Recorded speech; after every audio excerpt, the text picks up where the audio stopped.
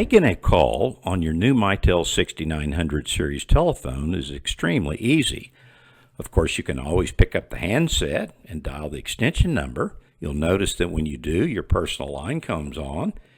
You can also press the speakerphone, in which case you'll have dial tone, and your personal line comes on and allows you to dial.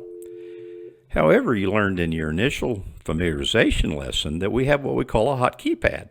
So if I want to make a call, I can simply dial the extension number I'm calling, and it will put me on my personal line, and my speakerphone will come off hook, and the call will go through.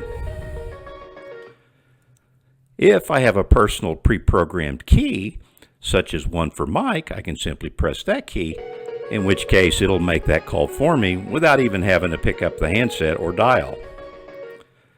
Of course, when you call outside, you'll need to dial the outside access code, which is typically set for 9.